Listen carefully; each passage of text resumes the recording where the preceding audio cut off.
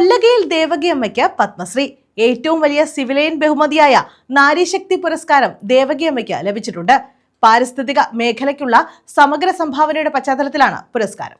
പത്മശ്രീയുടെ പുരസ്കാര നിറവിലാണ് പരിസ്ഥിതി പ്രവർത്തകയായ മുതുകുളം സ്വദേശി കൊല്ലകയിൽ ദേവകിയമ്മ. പാരിസ്ഥിതിക മേഖലയ്ക്കുള്ള സമഗ്ര സംഭാവനയുടെ പശ്ചാത്തലത്തിലാണ് ബഹുമതി.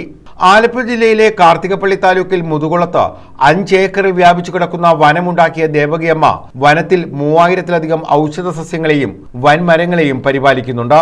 ഭാരതത്തിലെ വനിതകൾക്ക് നൽകുന്ന ഏറ്റവും വലിയ സിവിലിയൻ ബഹുമതിയായ നാരീശക്തി പുരസ്കാരവും കൊല്ലകയിൽ ദേവകിയമ്മ നേടിയിട്ടുണ്ട്. അപൂർവ ജൈവ സസ്യ വൈവിധ്യങ്ങൾ നിറഞ്ഞ വനമാണിവിടം. 1000-ലധികം വൃക്ഷലതാദികളാണ് വളരുന്നത്. 250 ഇനത്തോളം നമ്മുടെ നാട്ടിൽ അപൂർവമായവയാണ്. സ്വാഭാവിക വനത്തെക്കുറിച്ച് അറിയാനും പഠിക്കാനും നിരവധി പേർ കൊല്ലകയിൽ വീട്ടിലെത്താറുണ്ട്.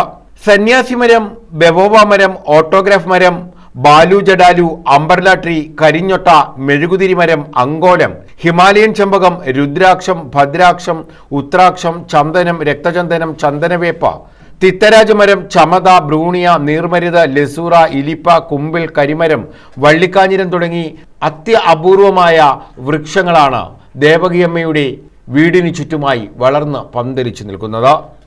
ഇന്ദിരാ പ്രിയദർശിനി വൃക്ഷമിത്ര പുരസ്കാരം, സംസ്ഥാന സർക്കാരിന്റെ വനമിത്ര അവാർഡ്, സ്വദേശി സയൻസ് പ്രസ്ഥാനത്തിന്റെ ഭൂമിത്ര പുരസ്കാരം, സംസ്ഥാന ജൈവവൈവിധ്യ ബോർഡിന്റെ ഹരിത വ്യക്തി പുരസ്കാരം, ആലപ്പുഴ ജില്ലാ സാമൂഹിക വനവൽക്കരണ പുരസ്കാരം എന്നിവയും ദേവകിയമ്മ നേടിയിട്ടുണ്ട്.